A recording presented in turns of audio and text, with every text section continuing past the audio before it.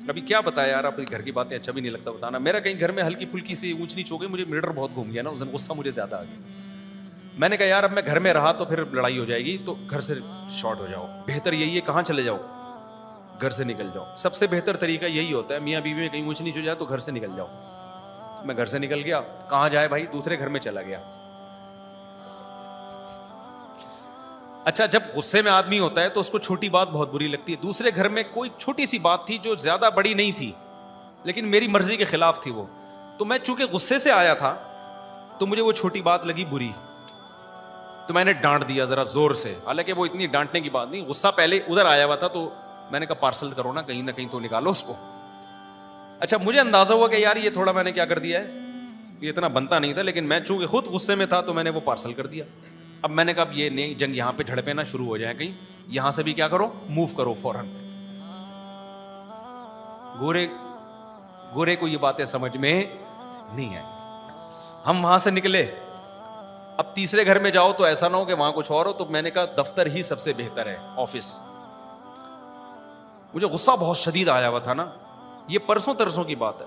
میں اس غصے کی کنڈیشن میں آیا آفس.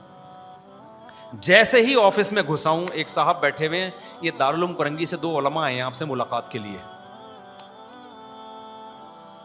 اب بے وقت کوئی بندہ آئے نا, اس سے آدمی کو, اور مجھے تو بہت زیادہ غصہ آتا ہے کہ میں ریلیکس ہونے کے لیے آیا ہوں اور ابھی میرا دماغ نارمل کنڈیشن میں نہیں ہے, اچانک 2 بزرگ شخصیات ملاقات کے لیے آ جائیں تو آدمی پہلے نارمل ہوتا ہے تو بات کرتا ہے نا کسی سے. لوگ تو وہ تو بیچارے مولانا تھے, اب کیا کہہ سکتا ہوں میں, بزرگ نہیں تھے, نوجوان مولانا تھے وہ.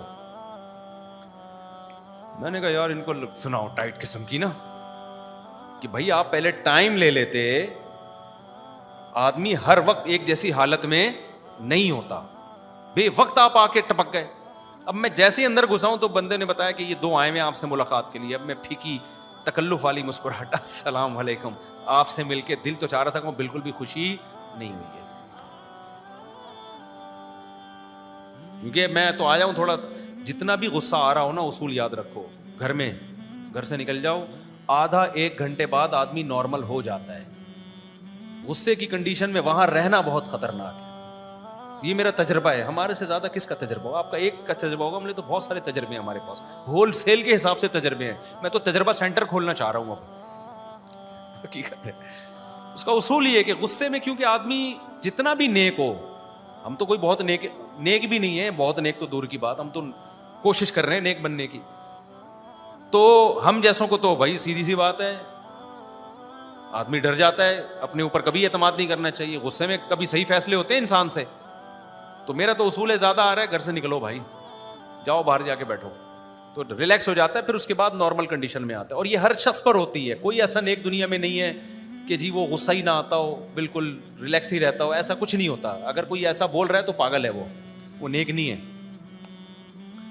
تو میں نے کیا کیا, میں جب دفتر میں آیا ہوں تو 2 بیٹھے ہوئے, پگڑی بھی باندھی ہوئی, داڑھی بھی ان کی, آپ سے ملاقات کے سلسلے میں حاضر ہوئے ہیں. مجھے آیا غصہ کہ یار ایک تو بے وقت آ گئے, اور میں ابھی میں نارمل کنڈیشن میں ہوں, میں آپ کے سامنے بیٹھ کے کیسے بات کروں.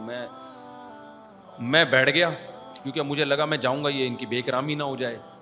تو مجھے خیال ہوا کہ یار اگر میں بیٹھا رہا تو بے اکرامی کا زیادہ خطرہ ہے, الٹی بات کر دی نا انہوں نے, تو میں ان کو پارسل کر دوں گا جواب دکھا کے. ابھی میں نارمل نہیں ہوں. میں نے ان سے کہا مجھے ایک بہت ضروری کام ہے, بڑی مشکل سے اپنے آپ پر قابو کیا, میں نے بالکل نارمل تاکہ ان کو پتہ نہ چلے. میں نے کہا مجھے ایک بہت ضروری کام ہے, آپ بیٹھے, میں آتا ہوں. ان کو بٹھا کے, وہ جو بیچارے گارڈ ہیں نا ہمارے, ان کے کمرے میں جا کے میں بیٹھ گیا آرام سے. آدھا پونے گھنٹے میں جب میں ریلیکس ہوا, اپنے آپ کو ذرا میں نے مصروف کیا دوسرے کاموں میں, یوٹیوب پہ کوئی ویڈیو دیکھی, کوئی پرینک دیکھا, کوئی مزاحیہ, آج کل عجیب عجیب چیزیں آ رہی ہیں مارکیٹ میں.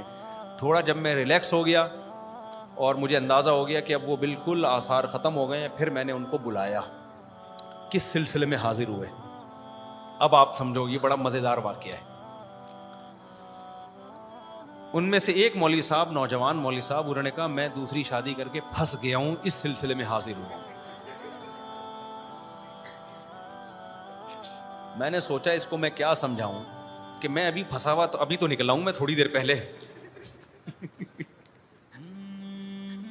ابھی میں خود پھنسا ہوا تھا, یہی تو ہوا ہے میرے ساتھ. ایک میں کیا ٹینشن ہے بھائی, یہ مسائل تو 2-3 جب ہوں گی تو کچھ نہ کچھ تو ہوگا نا, کیا خیال ہے؟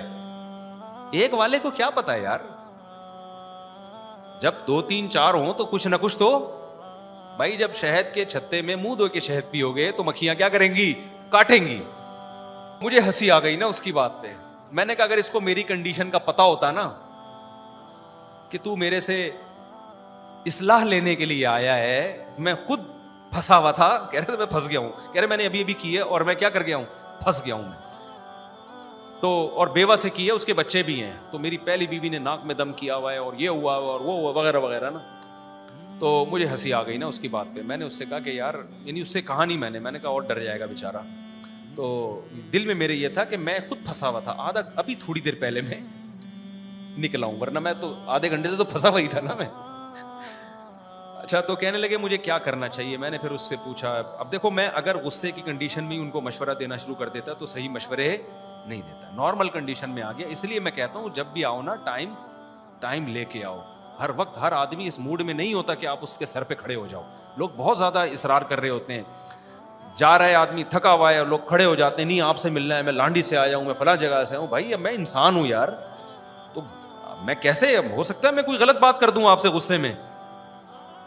تو ہر آدمی کی ہر وقت ایک جیسی کنڈیشن نہیں ہوتی. تو پھر میں نے کہا آپ بتائیں کیا کہانی ہے. انہوں نے بتایا کہ جی میں نے تو بچوں والی بیوہ سے شادی کی ہے, میرے تو یہ ہو گیا, ہائے میرا تو یہ ہو گیا, فلانا ہو گیا. میں نے کہا ٹینشن لینے کا ہے ہی نہیں. کہہ رہے اب کیا کروں میں نے کہا اب آپ سب کو بتا دو میں نے کر لیے. کسی کے باپ میں طاقت ہے نا, جو اکھاڑنا ہے کیا کرے, اکھاڑ لے. ایسی کی وہ بیچارے نا ٹھٹرے ہوئے, گھبرائے ہوئے, ایسے لگ رہا تھا کہ قتل کر کے آئے ہیں اور پولیس پیچھے پڑی ہوئی ہے. میں نے کہا دیکھو آپ نے کام زندگی میں ایک ہی دفعہ بھی کیا ہے خاندانی. تو کہہ رہے ہیں اب ہوگا کیا. میں نے کہا اب ہوگا یہ کہ یہ ٹینشن رہے گی 6 مہینے. 6 مہینے کیا رہے گی, ٹینشن. کہتے ہیں پھر کیا ہوگا. میں نے کہا پھر آپ کو ٹینشن کی عادت ہو جائے گی. میں نے کہا میرے ساتھ بھی ایسے ہی ہوا تھا, پھر مجھے کیا ہو گئی, عادت ہو گئی. اب میں اس کو کیا کر رہا ہوں, انجوائے کر رہا ہوں. تو وہ بیچارے کہنے لگے یار کیا مطلب. میں نے کہا تھوڑی کم ہو جائے گی ٹینشن, اتنی نہیں رہے گی, لیکن اب یہ دماغ سے نکال دو کہ ٹینشن فری زندگی. اب وہ چونکہ گھبرانے لگے کہ یار یہ کیا, اب تو ہمیں, میں نے کہا عادت ہو جائے گی آپ کو, ایسا نہیں ہے, جو کنڈیشن اس وقت ہو رہی ہے نا وہ نہیں رہے گی. تو کہتے ہیں کیا فائدہ, کچھ نہیں. میں نے کہا بھائی فائدہ بھی بہت ہے, اللہ کے بندے یہ تو ایک پہلو ہے نا, اس کے اور بہت سارے پہلو بھی تو ہیں. تو آپ کی دونوں بیگم آپ سے محبت بھی کریں گے انشاءاللہ, ایسا نہیں ہوگا کہ میری پہلی بیوی جا رہی ہے چھوڑ کے مجھے. میں نے کہا چلی جائے گی, واپس آ جائے گی. اس کو آدھا میاں جانے سے غم ہو رہا ہے تو پورا میاں کیسے کسی کو دے سکتی ہے وہ.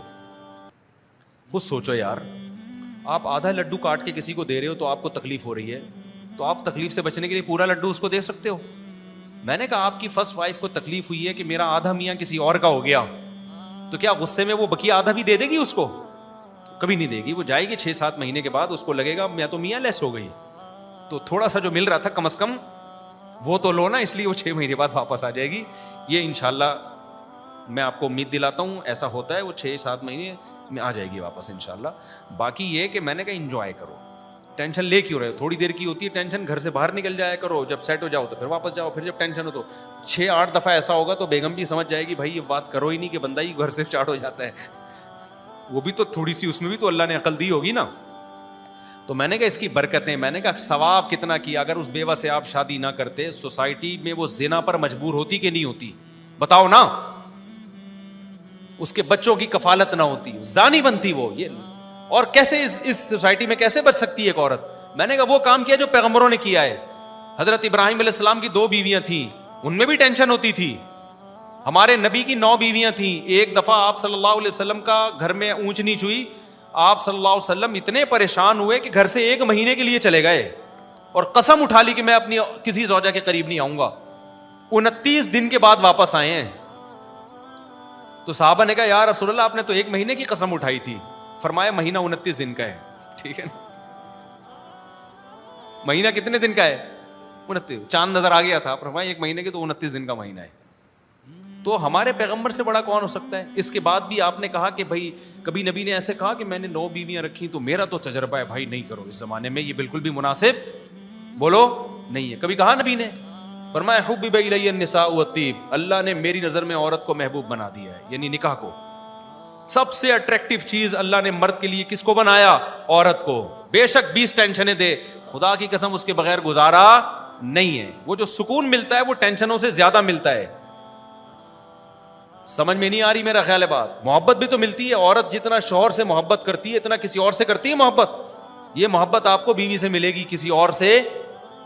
اور لڑتی بھی تو محبت ہی کی چکر میں ہے.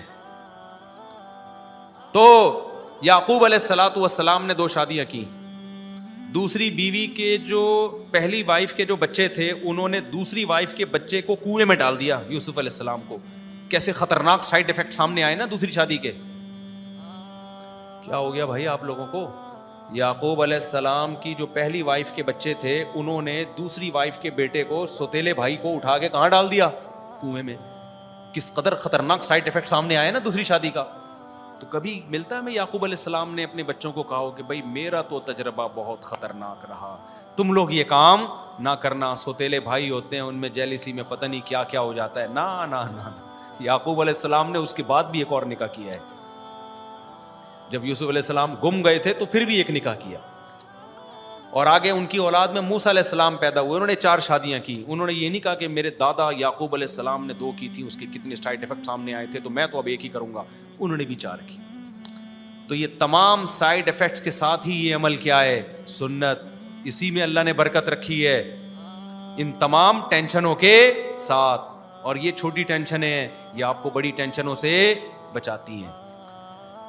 نہیں آئی بات سمجھ میں تو کر کے دیکھ لو, اور تو دیکھو پھر آپ کو لگے گا کہ یار اس میں فائدے زیادہ ہیں, ورنہ وہی خیریت ہے. پھر دیکھو بالکل ٹینشن فری تو ایک بھی نہ کرو پھر شادی, وہ پھر گورے والی لائف ہے.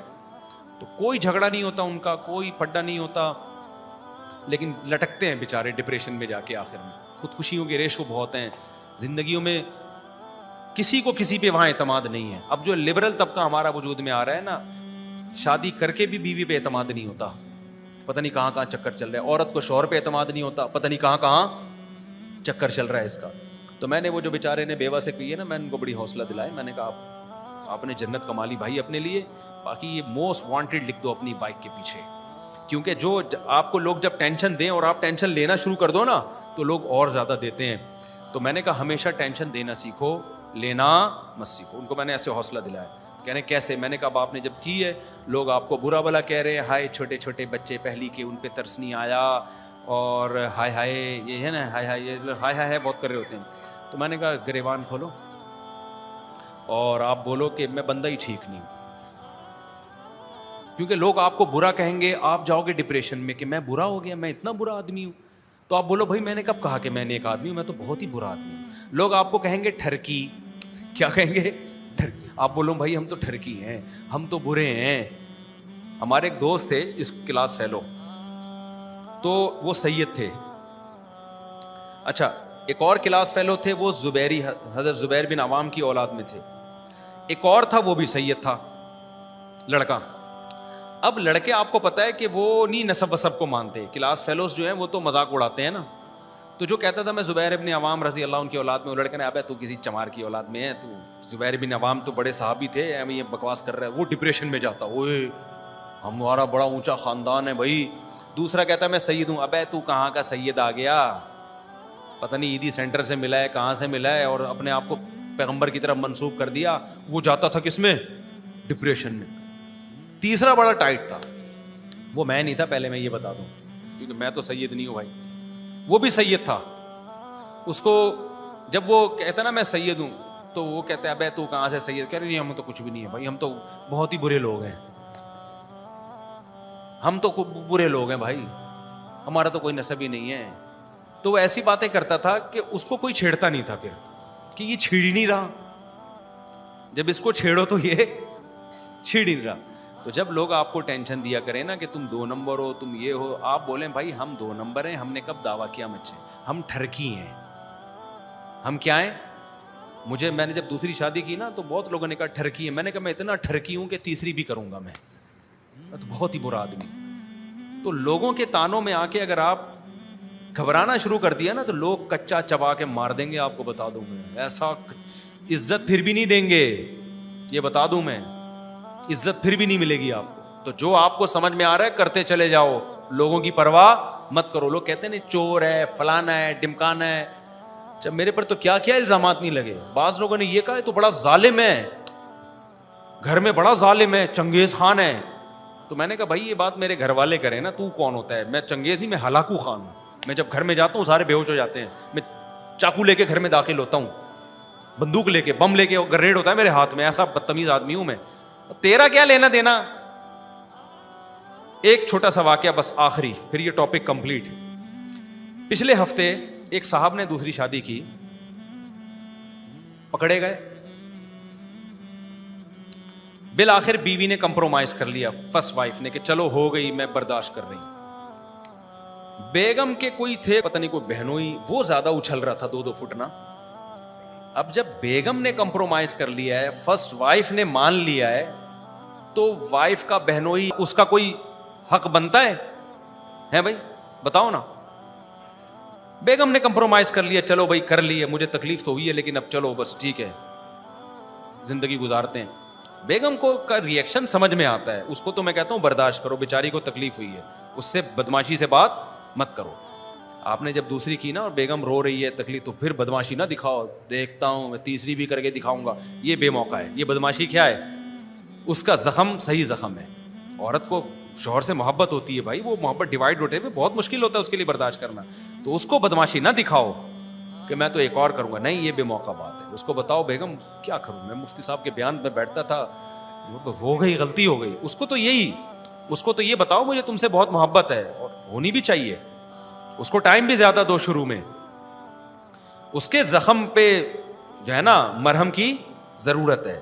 اس کو بدماشی سے نہیں, اس کو محبت دو, عزت دو, پہلے سے زیادہ پروٹوکول دو. کوئی پڑوسی آ رہا ہے لڑنے کے لیے, اس سے بدماشی دکھاؤ کہ تیرا کیا. میں تو بدماشی سسرال میں نہیں دکھا رہا تھا, میں بدماشی اڑوس پڑوس میں دکھا رہا تھا جن کو تکلیف ہو رہی تھی دوسری شادی پہ. تو اب کیا ہوا کہ وہ مجھے اپنی پوری کہانی نا انہوں نے سنائی. یہ 1.5-2 ہفتے پرانی بات ہے. کہنے لگے کہ میں جو ہے میں برداشت کرتا رہا, بیگم تو میری مان گئی, اس کو میں نے محبت سے سمجھایا, لیکن وہ آئے تو وہ انکل تھے, وہ انکل بھی یعنی کوئی جوانی انکل تھے وہ, تو وہ یہ کہ وہ بہت زیادہ کر رہے تھے, بہت زیادہ. جب انہوں نے کہا کہ تو مجھ سے ایک بہت بڑی غلطی ہو گئی. کہہ رہے میں نے غصے میں ان کے تھپڑ لگا دیا کھینچ کے. حضرت میرا بالکل ارادہ نہیں تھا تھپڑ مارنے کا, اور بس میں کیا کروں. اور پھر ایسے آنکھوں میں نمی, اس کے 1 گھنٹے کی کتھا سنائی ہے اس بندے نے, اور وہ تھپڑ کو فوکس کیا ہوا تھا اس نے کہ حضرت وہ میں نے بہت مجھ سے غلطی ہوئی, وہ میں نے ایک تھپڑ, میرا ارادہ نہیں تھا. میں نے کہا کم بخت 1 گھنٹے میں تو نے ایک ہی ڈھنگ کا کام کیا کہ اس کو تھپڑ مارا تو نے, اور اسی پہ تجھے ندامت ہو رہی ہے. اس بندے کو میں نے اس طرح سے سمجھایا. میں نے کہا اس پورے گھنٹے میں ایک کام آپ نے ڈھنگ کا کیا. میں کافی دیر سے انتظار کر رہا تھا کہ تھپڑ کیوں نہیں مار رہے آپ اس کو. 1.25 گھنٹے کے بعد جا کے آپ نے اس کو تھپڑ مارا, جو پہلے 1.25 گھنٹے پہلے مار لینا چاہیے تھا. جب تیری بیوی راضی ہے تو اتنا دور کا بندہ آ کے وہ تجھے سر پہ چڑھ رہا ہے, تو تو بول بھائی تیرا نہ لینا نہ دینا, نہ میں نے تیرے خرچے پہ کی ہے, نہ تیرا کوئی لینا دینا. تو کون ہوتا ہے مجھے سمجھانے والا؟ 2-4 منٹ سمجھاتا ٹھیک ہے, نہیں تو پھر کیا کرتا بھائی, نکل یہاں سے تو. میں نے کہا اس پورے 1 گھنٹے میں آپ نے ایک ہی تمیز کا کام کیا ہے, جو تھپڑ والا, اور اسی پہ آپ کو کیا ہو رہی ہے, ندامت. تو یہ آپ کا کام نہیں ہے. یہ 2 شادیوں کے لیے ضروری ہے پہلے سے تھپڑ تیار کر کے رکھو. تھپڑ سے میری مراد ضروری نہیں تھپڑ ہو, یعنی ڈائلاگ آپ کے پاس ہونے چاہیے. وہ ڈائلاگ یہ ہونے چاہیے بھائی کی اپنے خرچے پہ. لوگ کہیں گے ٹھرکی ہے, بولے ہاں ہے ٹھرکی, آپ کو کیا تکلیف ہے, اپنے خرچے پہ ٹھرکی ہے نا, ہم آپ کے خرچے پہ تھوڑی ٹھرکی ہیں. تو یہ بدماشی والا جب تک آپ کا اسٹائل نہیں ہوگا, آپ میں کانفیڈنس پیدا نہیں ہوگا, اور قوم آپ کو دبا دبا کے سسرال بھی دبا دے گا.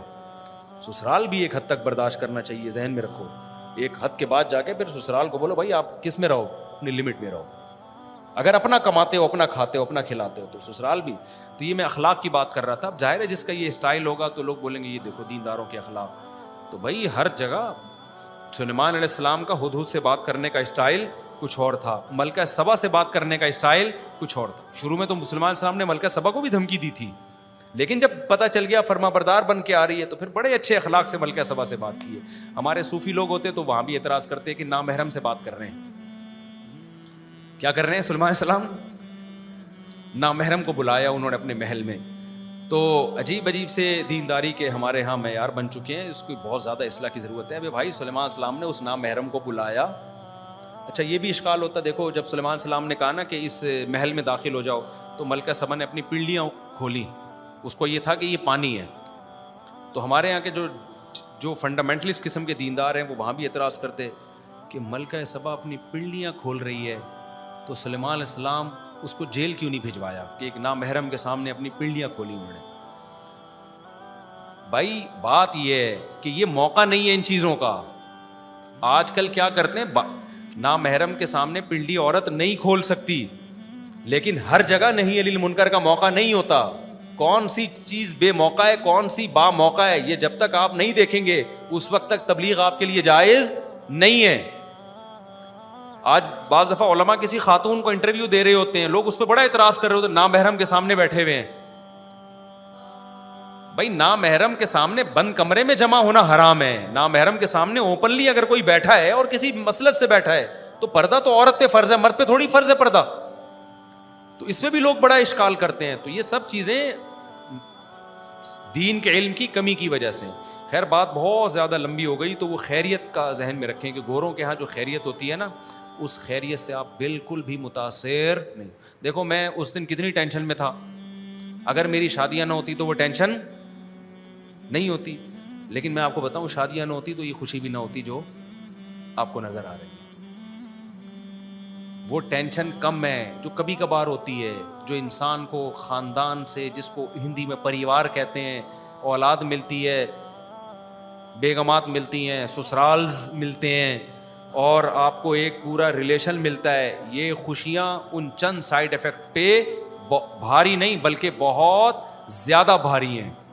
اس لیے اسلام کے حکم کو فالو کرو. چھوٹی موٹی ٹینشنیں ہر گھر میں ہوتی ہیں، وہ چلتی رہیں گی ہمیشہ. سمجھتے ہو کہ نہیں سمجھتے ہو؟ ہیپی نیو ایئر منانا کیسا ہے؟ مسلمان کل کرسمس منا رہے ہیں، بالکل ناجائز ہے بھائی. پل صراط کب اور کہاں ہوگا؟ جہنم کے اوپر اللہ ایک پل بنائیں گے جو بال سے زیادہ باریک، تلوار سے زیادہ تیز ہوگا، اور یہ وہی صراط مستقیم ہے جس کو اللہ ایک شکل دیں گے، جس کو پل کی شکل دیں گے. وہی صراط مستقیم جس پہ ہمیں دنیا میں اللہ نے چلنے کا حکم دیا. تو جو جس رفتار سے دنیا میں چلے گا، آخرت میں بھی اسی رفتار سے اس پل پہ سے گزرے.